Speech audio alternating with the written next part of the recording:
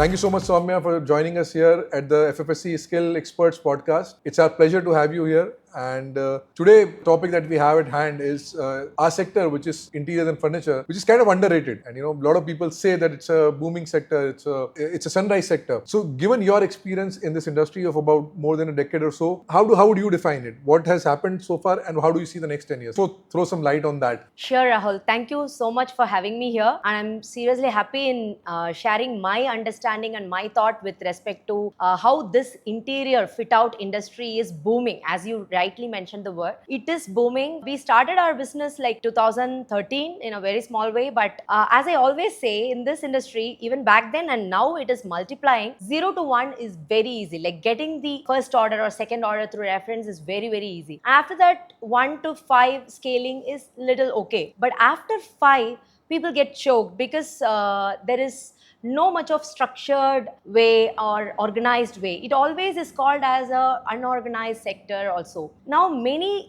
things are happening in our country. This industry is becoming very structured and organized, and opportunity, if you think about 20 years back, couple of decades back, interior fit out used to be a luxury state. Today it is a very, very essential statement, and every building requires interiors, and builder asks like, when is that you are going to do? And there are very clear metrics which are mentioned as the budget that you have to allocate for interiors, be it residence or be it commercial. So the requirement for many professional organizations are huge, and those professional organizations require professionals to work. So the opportunity is actually booming in this sector, and that's how I see it. So you use the word professional here. Can you break it down? Maybe considering that I am one of the person who's interested in starting, and I'm a young 22-year person who's wanting to get into the sector. So what are these professional opportunities available, and which of the segments are there? Is it design? Is it manufacturing? Even if it's in design, what it is exactly, or there's something else in terms of business development, or tech for that matter. So what are these opportunities, or what are these professional opportunities available? Exactly. In any interior organization, there are many roles that people play. Like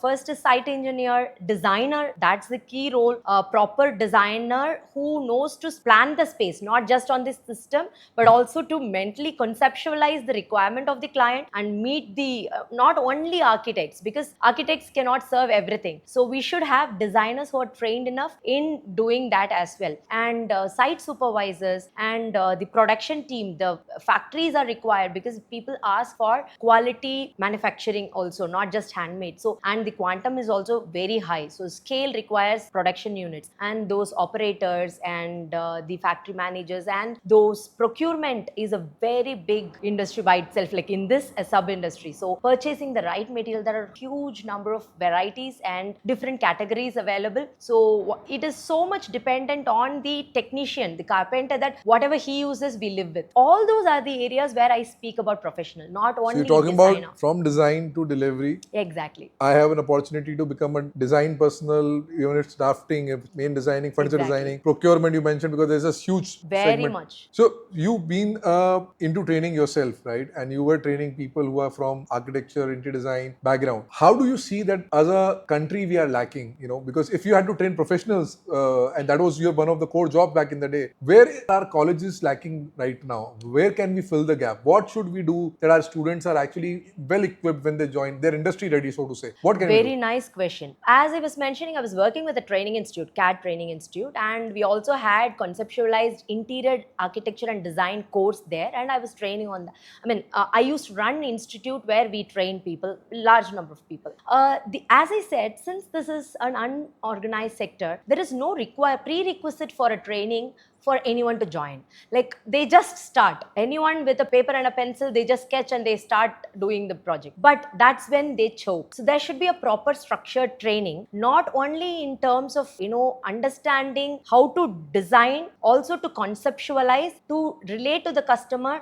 in material understanding, with specification understanding, all those things. There are a lot of courses that are coming up now, and students, when they are interested in joining in such an organization in interior field, it is better that they get the right training and then get started. And also, not just, I'm also a certified project management professional myself. So I was managing projects for my husband, like when he started the business. So we both, had a portfolio understanding that way. So I used to say that, managing, these are execution centric, not just design. Designs will be very good, but then later the execution part is where customers get disappointed because there will not be any relation. So anyone can execute. And finally, the carpenter or the plumber or the electrician, the technician has the hold. So it becomes a dependency. And they should also be trained in that particular profession, like the technicians. Also, the project engineers, site engineers should be having the understanding of what are the applications of these elements. If I am saying a wardrobe, what are the kind of materials that can be there, and kitchen unit, modular kitchen, those understanding should be there for a person who undergoes the execution. So a lot of avenues where they can get trained. And also, now with the scale of number of projects that we are talking, manually managing everything also becomes challenge. So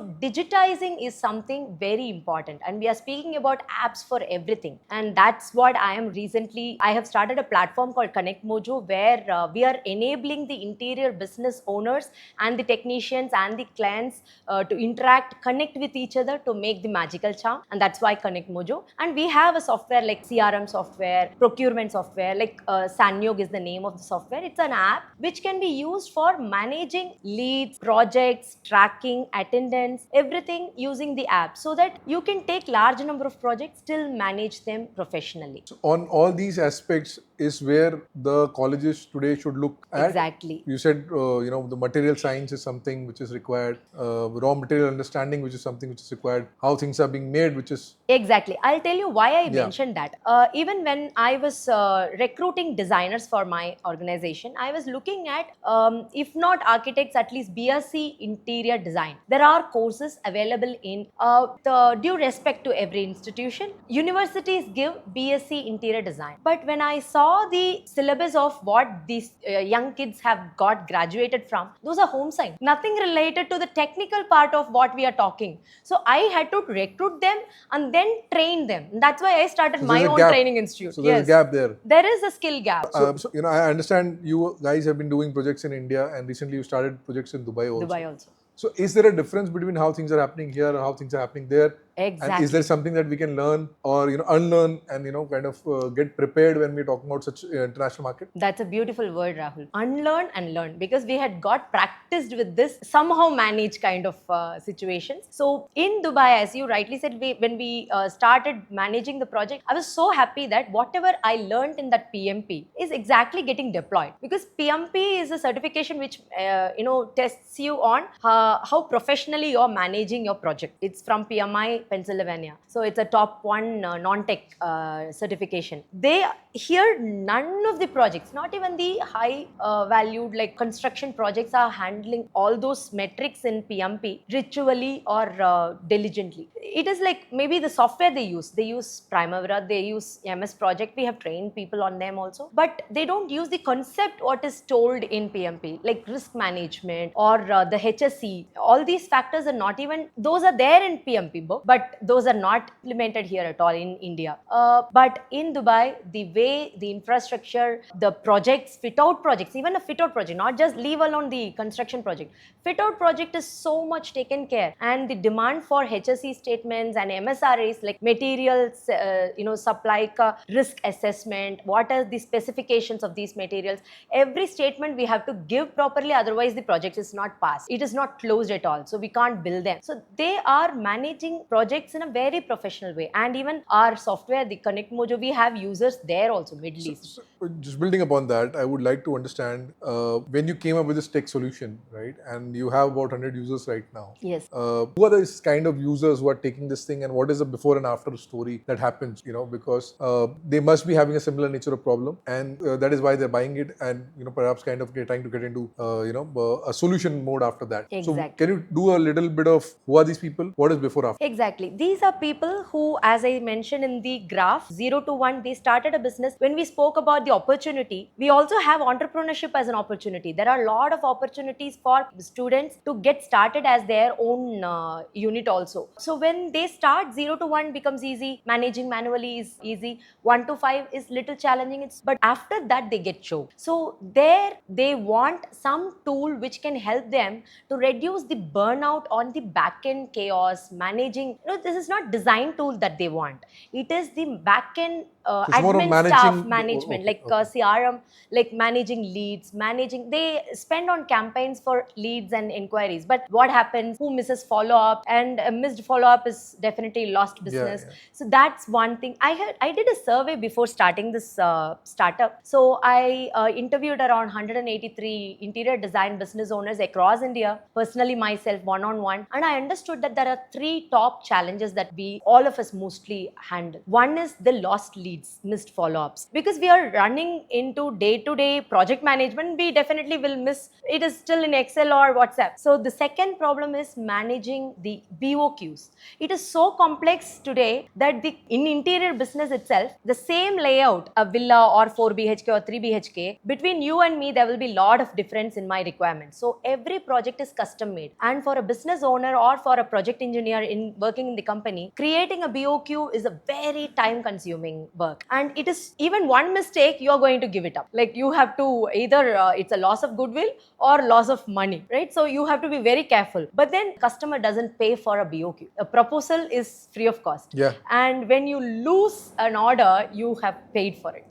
Yeah. So that is the second challenge. The third challenge is managing project, tracking, scheduling first, and milestone related payments, tracking progress of tasks, assigning tasks. Every day morning becomes a nightmare for the project owner, that WhatsApping saying you have to go here, material has to get delivered here. This becomes the chaos. And this software Sanyog, which we have built in KonnectMojo, Is solving these three problems. mainly these three, along with attendance of the site engineers, geotagged, because it's available as a mobile app both in stores. Sure. So We it would can love be to done. hear sometime more about this Sure. particular software, because probably that will require another session for that Definitely, matter. definitely. Nonetheless, Sowmya, it was a pleasure having you here and talking about this particular aspect of how industry can actually be better, how the young manufacturers can actually scale up with the use of technology, and how there's an opportunity for students to get into our industry. Thank you so much for your time, and it was a pleasure having you here. Thank you so much, Rahul. Thanks for the time.